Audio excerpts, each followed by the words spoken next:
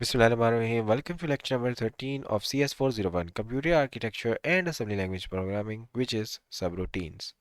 Subroutines basically क्या होता है? जो हमारे पास हाई लेवल लैंग्वेजेस होती हैं उनमें हम फंक्शंस लिखते हैं, ठीक है? तो वो जो फंक्शंस हैं वो बेसिकली होती हैं सब रूटीन्स असेंबली लैंग्वेज के अंदर। आसान अल्फाज में ये कहानी है। अब मसला ये आता है कि हमारा फॉर एग्जांपल एक कोड होता है, उसमें हम फंक्शन एक डिफ़ाइन करते हैं, ठीक है? तो हमारा जब फंक्शन हमने डिफ़ाइन किया तो एक कोड में हमने वो फंक्शन कॉल किया, ठीक है? तो अब मैंने कॉल ये फंक्शन किया, ये फंक्शन सारा एग्जीक्यूट हुआ। अब मेरा कोड काफ़ी बड़ा है, ठीक है? अब इस फंक्शन को कैसे पता चलेगा कि मैंने इसको किस जगह से कॉल किया था और इस फंक्शन ने अपना काम करने के बाद कोड में किस जगह रिटर्न करना है, ठीक है? तो असेंबली लैंग्वेज में तो हम jump, if not zero, jump, unconditional jump अगर यूज़ करें तो जंप स्टार्ट इस तरह कर देते हैं, ठीक है? या हमने मल्टीप्लिकेशन का एल्गोरिदम अगर बनाया तो हम मल्टीप्लिकेशन के एल्गोरिदम को पूरा एक फंक्शन बना दें। बार बार हमने मल्टीप्लिकेशन अगर अपने कोड में करनी है तो हम कर दें जंप मल्टीप्लाई। लेकिन अब ये मल्टीप्लाई वाला काम जब कर लिया मैंने पूरा इसके अंदर, तो ये वैसे तो कोड को सीक्वेंस में चलाता रहेगा, लेकिन मैं चाहता हूँ कि ये सीक्वेंस में नहीं चलाए। जिस जगह से मैंने इस सब रूटीन को कॉल किया था, ये काम फंक्शन सब रूटीन पर चलने के बाद इस जगह पे वापस मेरे पास आ जाए, ठीक है? लेकिन जंप में तो हमारे पास एक ही वैल्यू होती है जहाँ पे हम जंप कर रहे होते हैं, ठीक है? हमारे पास जंप में दो दो वैल्यूज़ नहीं होती कि जंप करो इस चीज़ के ऊपर और जब ये काम आप कर लो तो वापस आपने इस जगह पे जंप कर लेना है। इस तरह की कोई हमारे पास वैल्यू नहीं होती। इस कॉन्सेप्ट को कैटर कैसे करना है, इस चीज़ को ये हम इस लेक्चर में देखेंगे।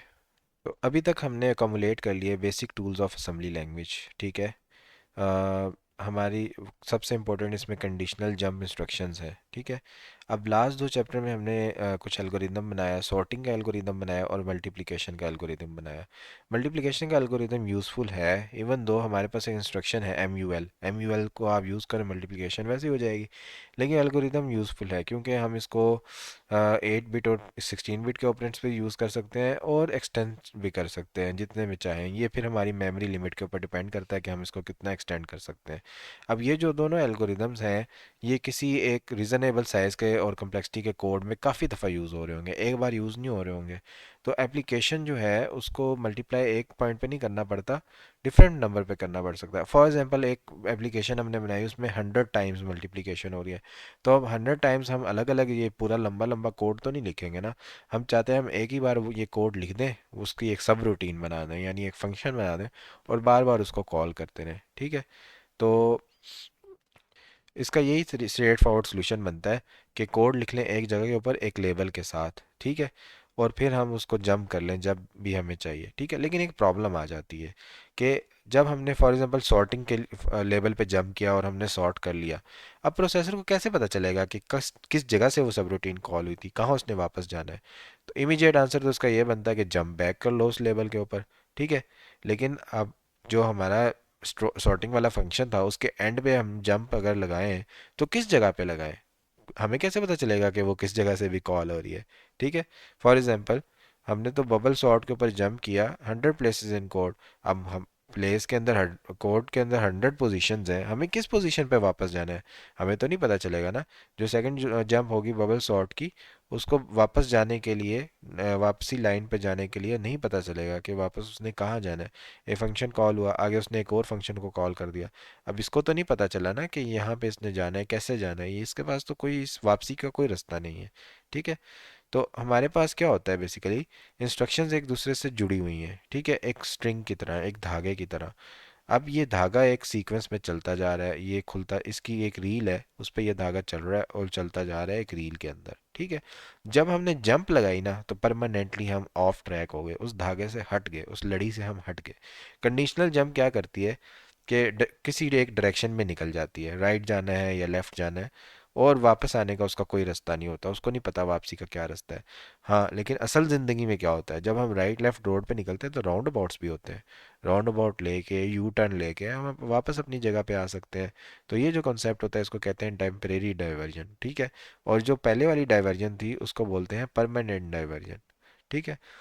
तो एक या एक से ज़्यादा परमानेंट डाइवर्जन जो होती हैं वो हमें ले जाती हैं जहाँ पे हम शुरू किया था वहाँ पे, ठीक है, कि हम पर राउंड अबाउट ले लें, यू टर्न ले लें, तो ये जो यू टर्न हो रही है ये एक किस्म की नेचुरली परमानेंट डाइवर्जन ही है नेचर में। लेकिन ये वापस जहाँ से हमने शुरू किया, अब हम एक जगह निकल गए और राउंड अबाउट लेके वापस इस जगह पे आ रहे हैं, तो बेसिकली ये जो ओवरऑल एक डाइवर्जन है इसको हम बोलेंगे this is a temporary diversion. हम टेम्परेरी रास्ते से ऑफ ट्रैक हुए थे, लेकिन वापस इस जगह पे हम आ गए जहाँ हम पहले से खड़े थे, ठीक है। तो जैसे पंजाबी का मुहावरा है कि जिथे दी खोती उथे आन खलोती। इग्नोर करें, ये जस्ट मैं थोड़ा सा लाइट मूड में आपको करने के लिए ये बोल रहा था। तो असेंबली लैंग्वेज के अंदर हम टेम्परेरी डाइवर्जन के कॉन्सेप्ट को कैसे अप्लाई करते हैं। हमने एक राउंड अबाउट बनाना है कि जब हम एक सब रूटीन को कॉल करें तो वापस उसको कंप्लीट करने के बाद राउंड हम वापस अपनी जगह पे आगे जाएं जहाँ से हमने उसको कॉल किया था, ठीक है। फॉर एग्जांपल, इसको इस फिगर से समझते हैं कि मेरा ये प्रोग्राम था, ठीक है। मैंने यहाँ से बबल सॉर्ट को कॉल किया। बबल सॉर्ट में अब क्या होता है, जब मेरे पास पहला नंबर दूसरे नंबर से बड़ा है तो मैं इस नंबर को इधर लेके आता हूँ, ठीक है। यानी मैं नंबर की स्वैपिंग कर देता हूँ आपस में, तो मैं एक और स्वैप के फंक्शन को कॉल कर रहा हूँ। अब स्वैप का फंक्शन कॉल हुआ, इसने एग्जीक्यूशन कंप्लीट की, ये वापस बबल स्वैप पे आए, और बबल स्वैप जो है वो वापस मेरे इस कोड के ऊपर आ जाए, ठीक है, सॉरी, इस कोड के ऊपर आ जाए जहाँ से मैंने एग्जीक्यूट किया था। अब दोबारा एक और जगह से मैं बबल सॉर्ट को कॉल करता हूँ, तो ये स्वैप को कॉल करे, स्वैपिंग हो, वापस आए, और जब ये सारी चीज़ पूरी हो जाए, ठीक है, बार बार स्वैपिंग हो रही है जितनी चाहिए थी, बबल सॉर्ट कंप्लीट हो जाए, तो वापस उस जगह आ जाए जहाँ से मैंने इसको कॉल किया था, ठीक है। तो ऊपर वाली जो डिस्कशन है उसमें की पॉइंट यही है कि वापस आ जाए, वापस आ जाए, वापस आ जाए, वापस आ जाए, बार बार हम यही बोल रहे हैं। तो बबल सॉर्ट का कोड एक जगह लिखा हुआ है, मल्टीप्लाई का किसी और जगह लिखा हुआ है, और हम टाइमली डाइवर्ट कर रहे थे उस जगह के ऊपर, और रेपिटेशन ऑफ कोड हमने अवॉइड करने की वजह से फंक्शंस लिख दिए, सब रूटीन्स लिख दिए। इस मसले का हल निकालते हैं कि वापस कैसे आए। हर प्रोसेसर के अंदर इंस्ट्रक्शंस अवेलेबल होती हैं, परमानेंट डाइवर्जन के लिए भी और टेम्परेरी डाइवर्जन के लिए भी। परमानेंट डाइवर्जन के लिए इंटेल के अंदर जो इंस्ट्रक्शन है वो है जंप इंस्ट्रक्शन, और टेम्परेरी डाइवर्जन के लिए इंटेल्स के अंदर जो इंस्ट्रक्शन है वो है कॉल इंस्ट्रक्शन, ठीक है। The word call must be familiar to readers from subroutine call in high level languages. High level languages में हम यही करते हैं ना, फंक्शन कॉल कर दो, फंक्शन कॉल कर दो, तो ये वर्ड कॉल जो है ये हमें फेमिलियर सा एक लफ्ज़ लग रहा है, ठीक है। तो कॉल इंस्ट्रक्शन क्या करती है, टेम्परेरी डाइवर्जन अलाउ करती है और रीयूजेबिलिटी ऑफ कोड हो जाता है, वापस हम उस जगह पे आ सकते हैं जहाँ से हमने फंक्शन को कॉल किया था। अब इससे क्या होगा कि कोड रख देंगे बबल सॉर्ट का एक जगह पे, और अगेन एंड अगेन उसको रीयूज़ करते रहेंगे। ये परमानेंट डाइवर्जन से पॉसिबल नहीं था। परमानेंट डाइवर्जन में हम एक दफ़ा ऑफ ट्रैक चले गए, बबल सॉर्ट एग्जीक्यूट हुआ, उसके बाद वो जो जो लाइनें उसकी थी वो उनको एग्जीक्यूट करता रहता। एक्चुअली हम परमानेंट डाइवर्जन को भी यूज़ करते हुए थोड़े से ट्रिक इस्तेमाल करके टेम्परेरी डाइवर्जन कर सकते हैं, लेकिन काफ़ी ट्रबल में फंस जाएंगे। इसलिए एक आसान चीज़ दी हुई है उन्होंने, कॉल इंस्ट्रक्शन, तो हम उसी को यूज़ कर लें, ठीक है। तो कॉल इंस्ट्रक्शन में भी हम लेबल ऐड करते हैं, जैसे हम जंप इंस्ट्रक्शन में लेबल ऐड करते थे ना, अनकंडीशनल जंप करते थे कि इस लेवल पे चले जाओ, वहाँ से कोड एग्जीक्यूट कर दो। कॉल में भी हम ऐसे एक लेवल देते हैं, फंक्शन का नाम दे देते हैं, सब रूटीन का नाम दे देते हैं कि आप उस लेवल पे जाओ और वहाँ से एग्जीक्यूट कर दो। तो यही होगा, एग्जीक्यूशन उस जगह पे चली जाएगी जहाँ पे वो लेबल लिखा हुआ है, और उसी तरह अभी तक वही काम हो रहा है जो जंप में होता है, जंप में भी वही होता है ना, उसी लेवल पे चला जाता है। लेकिन एक डिफरेंस आएगा कॉल में, जब सब रूटीन कंप्लीट हो जाएगी ना, हमें रिटर्न करना है वापस उस जगह पर जहाँ से हमने सब रूटीन को कॉल किया है। तो उसके अंदर हम हमें एक चीज़ डालते हैं, R E T, return instruction is use for this purpose. इस पर्पज़ के लिए रिटर्न इंस्ट्रक्शन यूज़ होती है कि वापस रिटर्न हो जाओ जहाँ से आप कॉल हुए थे। Word return holds in its meaning that we are to return from where we came. वापस आ जाओ का मसला हल हो गया। अब आर ई टी जो होता है इसके अंदर कोई आर्गूमेंट्स नहीं होते, ये कोई आर्गूमेंट नहीं लेता, ये बस कंट्रोल वापस भेज देता है जहाँ से हमने कॉल को सब रूटीन को कॉल किया था, ठीक है।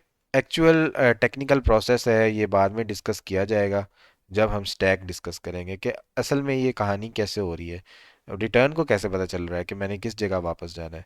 ये जब अभी हम स्टैक पढ़ेंगे, ज़्यादा आगे दूर नहीं जाना, डिस्कस लेटर का मतलब यही है कि बस अगले लेक्चर में हम डिस्कस कर लेंगे। कॉल क्या करता है, एक आर्गुमेंट लेता है एज अ लेबल को, ठीक है, और एग्जीक्यूशन स्टार्ट करता है उस लेबल से। फिर जब एग्जीक्यूशन होती रहती है, एंड पे रिटर्न का कीवर्ड होता है, जो रिटर्न इंस्ट्रक्शन इनकाउंटर हो जाती है और एग्जीक्यूशन बैक दे देता है वहाँ पे जहाँ से हमने कॉल किया था। ये जो इंस्ट्रक्शंस होती हैं ये एज अ पेयर यूज़ हो रही होती हैं। टेक्निकली ये इंडिपेंडेंट है लेकिन हम हमेशा एज अ पेयर ही इस्तेमाल कर रहे होते हैं। ठीक है। जो रिटर्न होता है वो रिगार्डलेस ऑफ द कॉल काम करता है, और जो कॉल कॉल होता है वो रिगार्डलेस ऑफ द रिटर्न काम करता है। अगर आप एक सब रूटीन को कॉल कर रहे हैं तो वो ये कंप्लेन नहीं करेगा कि भाई देर इज़ नो रिटर्न, वो तो उस लेवल के ऊपर जाके काम अपना शुरू कर देगा। एंड पे अगर रिटर्न नहीं डला हुआ, वो शुरू में तो नहीं चेक कर सकता ना कि एंड वाली लाइन पे क्या है। वो तो बस अपना काम शुरू कर देगा, आपको कोई कंप्लेन नहीं करेगा। ठीक है। तो it is a logical pair and is use as a pair in every decent code. लेकिन डिसेंट कोड में अगर आप डिसेंट इंसान हैं तो आप कॉल को तभी इस्तेमाल करेंगे कि एंड पे आपने रिटर्न भी ऐड किया हुआ है, वरना तो आप खाली जंप ही इस्तेमाल कर लें। ठीक है। However, sometimes we play tricks with the processor। Processor के साथ कभी कभी हम ट्रिक्स प्ले करते हैं। हम कॉल और रिटर्न को अलग अलग अकेले भी इस्तेमाल कर रहे होते हैं, जिससे हम आईपी रजिस्टर के अंदर चेंजेस ला रहे होते हैं। This will become clear when we'll need to play such tricks in later chapters. बाद में हम देखेंगे कैसे हम ट्रिक्स प्ले करते हैं। ठीक है। अब हम एक चीज़ देखते हैं, पैरामीटर्स। पैरामीटर्स बेसिकली ये है कि जैसे फंक्शन के आर्गुमेंट्स होते हैं। ठीक है। अब हमारे पास अब बबल सॉर्ट हमने एक जगह पे लिख लिया और कॉल कर लिया जब हमें उसकी ज़रूरत पड़ी। अब इमीडिएटली विजिबल प्रॉब्लम यहाँ पे ये आ रही है कि जब हम इसको कॉल करते हैं तो ये सॉर्ट तो कर देता है सेम अरे को in same order. However, real application में हमें ढेर सारी अरेज को सॉर्ट करना पड़ेगा, एक अरे को सॉर्ट नहीं करना। तो हम चाहते हैं अरे को एज ए आर्गुमेंट इस फंक्शन को पास कर दें कि अभी इस अरे को कर दो, बाद में कोई और अरे पास कर दें उसको कर दो। ठीक है। तो और दूसरा ये है कि कभी हमें असेंडिंग ऑर्डर में सॉर्टिंग चाहिए, कभी हमें डिसेंडिंग ऑर्डर में सॉर्टिंग चाहिए। कभी मैं कहूँगा कि फीमेल के नाम पहले आ जाए, मेल के बाद में आ जाए। कभी मैं कहूँगा अल्फ़ाबेटिकली ऑर्डरिंग कर दो। कभी मैं कहूँगा जी से ऑर्डर करना शुरू कर दो। मतलब इस तरह के कोई आर्गुमेंट्स होने चाहिए ना। तो हमारा डाटा जो है वो साइंड अनसाइंड भी हो सकता है। ये मुझे उसको बताना पड़ेगा कि मेरा फंक्शन जो मैं कॉल कर रहा हूँ उसके अंदर जब आपने स्वैपिंग करनी है तो उसमें आपने लेसर ग्रेटर वाला जंप यूज़ करना है या आपने अपर लोअर वाला यूज़ करना है, तो इसका मुझे बताना पड़ेगा इसके अंदर। तो इस तरह की जो पीस ऑफ इंफॉर्मेशन होती है जो मैं कॉलर को भेजता हूँ, फंक्शन कॉलिंग को भेजता हूँ, सब रूटीन को, इसको कहते हैं पैरामीटर, इस इंफॉर्मेशन को। ठीक है। और ये चेंज हो रही होती है फ्रॉम इन्वोकेशन टू इन्वोकेशन। तो कोई तरीका होना चाहिए इस पैरामीटर को भेजने का सब रूटीन के पास।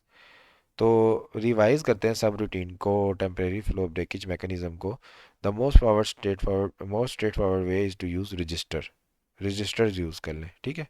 कॉल मैकेनिज्म क्या करता है, सिर्फ थ्रेड ऑफ एग्जीक्यूशन चेंज करता है, रजिस्टर को चेंज नहीं करता। थ्रेड ऑफ एग्जीक्यूशन से मुराद ये है कि हम इस तरह से चल रहे थे एक लाइन में, एग्जीक्यूशन चेंज होगी, इसने कहा यहाँ पे जो इस फंक्शन को कॉल कर दो। ठीक है। तो ये बेसिकली रजिस्टर की वैल्यूज़ को इसने चेंज नहीं किया, सिर्फ आईपी रजिस्टर चेंज हुआ है। आईपी रजिस्टर इस टाइम बता रहा होता है हमने कोड किस जगह एग्जीक्यूट करना है। अब हम कोड इस तरह एग्जीक्यूट कर रहे थे एक लाइन में, आईपी के अंदर इंक्रीमेंट होता जा रहा था, एकदम उसने कहा यहाँ चले जाओ, तो आईपी रजिस्टर में इस जगह की कोड सेगमेंट की वैल्यू आ गई। ठीक है। और एक और रजिस्टर है जिसमें चेंज आती है जो है स्टैक पॉइंटर रजिस्टर। उस change will be discussed in detail letter, जो अभी हम डिस्कस करेंगे, जिसकी वजह से हमें पता चलेगा कि रिटर्न को कैसे पता चल रहा है कि मैंने कहाँ वापस जाना है।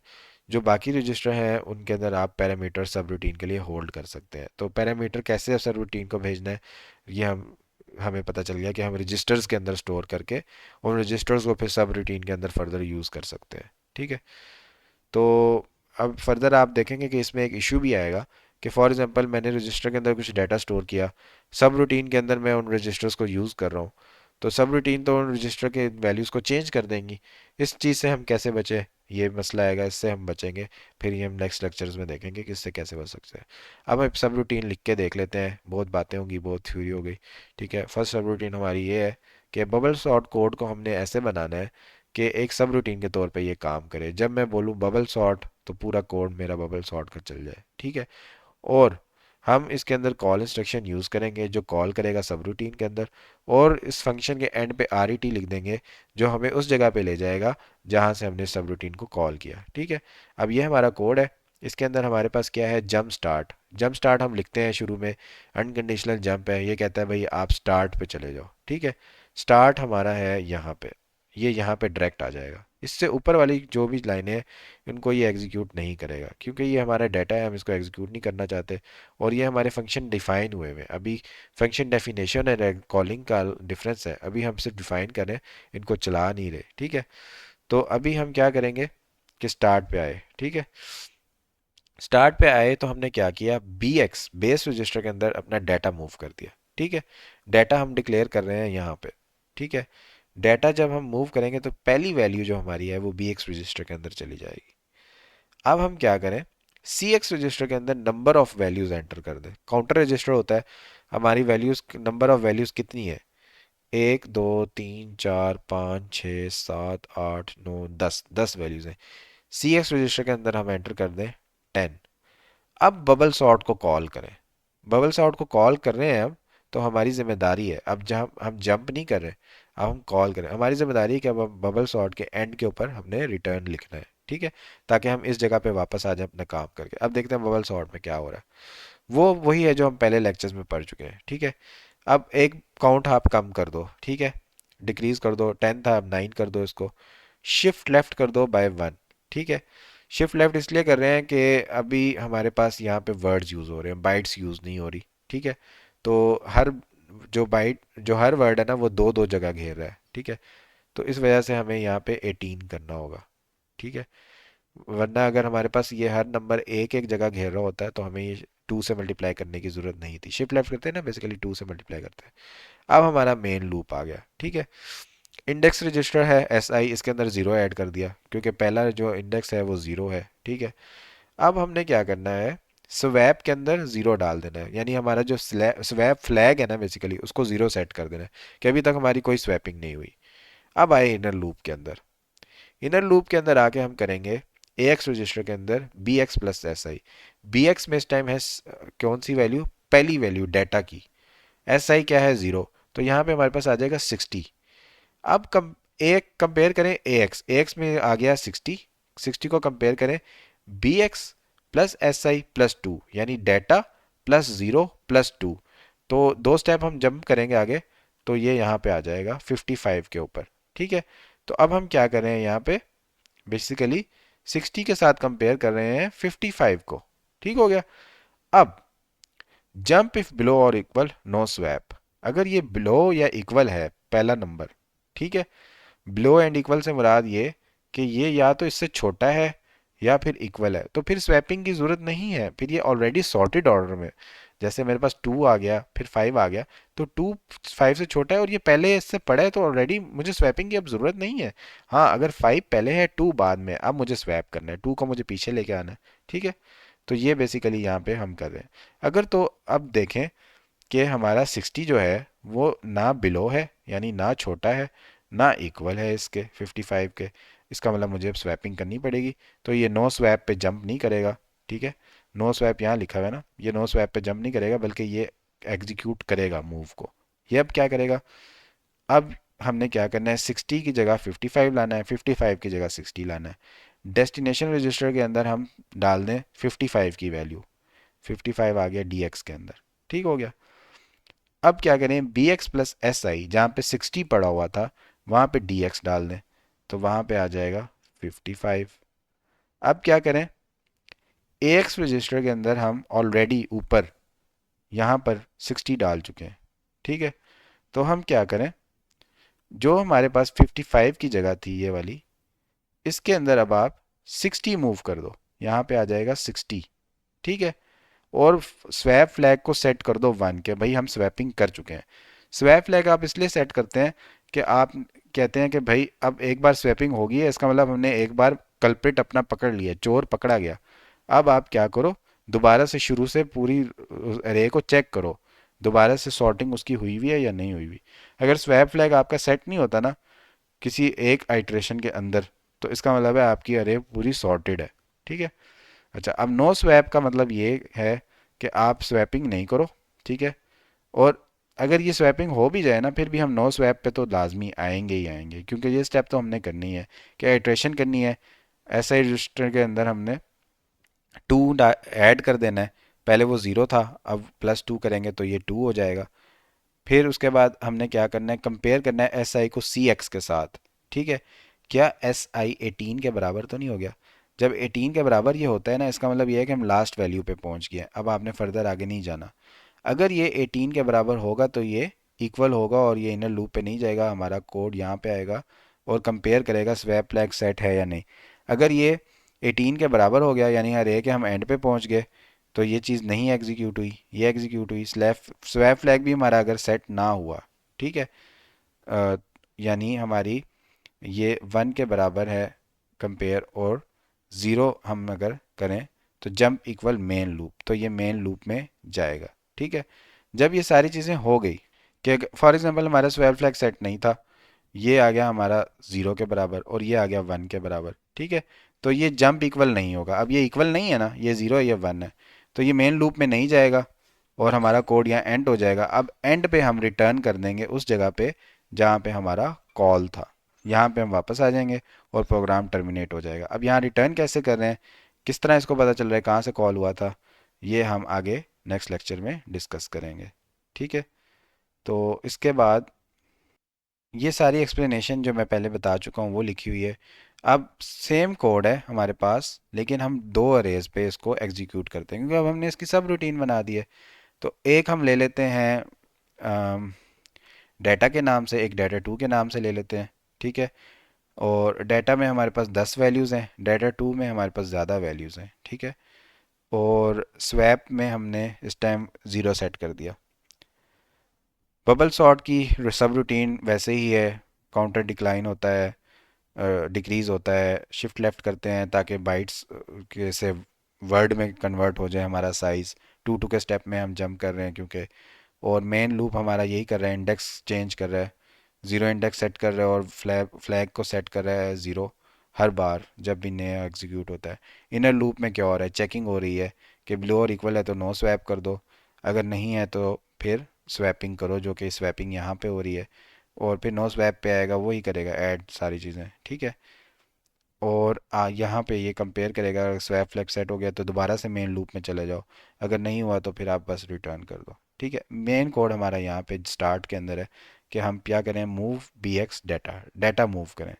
अब सी एक्स के अंदर 10 मूव कर दें और बबल सॉर्ट कॉल करें, ये पुराने कोड की तरह ही है यहाँ तक। ये चीज़ एक्स्ट्रा है यहाँ पे। बी एक्स के अंदर डाटा टू ऐड कर दो, यानी अगली अरे अब ऐड कर दो, उसके अंदर 20 एलिमेंट्स हैं तो काउंटर रजिस्टर में 20 ऐड करो और कॉल करो बबल सॉर्ट। ठीक है, अब क्या होगा, सी एक्स रजिस्टर में हमने 20 ऐड किया, सी एट को एक डिक्रीज करेंगे लास्ट एलिमेंट एक्सक्लूड करने के लिए, क्योंकि उसको हमने कंपेयर नहीं करना इस टाइम पर, और ये हो जाएगा हमारे पास 19। फिर इसको हम 2 से मल्टीप्लाई करेंगे। ठीक है, तो ये हमारे पास बन जाएगा 9 टू ज़ार 18, 1 2 3 38। ठीक है, तो 38 बेसिकली हमारे पास सी एक्स रजिस्टर में आएगा, क्योंकि हमने दो दो के स्टेप में जंप करना है, वर्ड्स को इंक्लूड करना है, इसलिए हम 2 से मल्टीप्लाई करते हैं।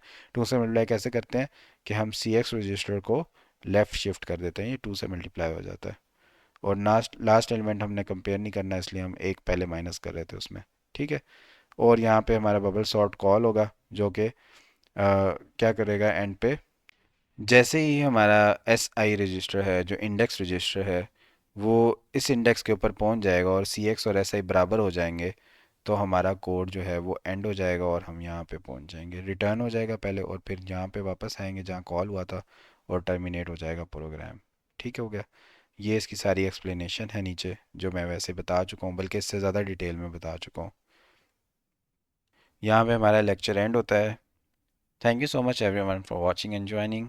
टेक केयर, अल्लाह हाफिज़।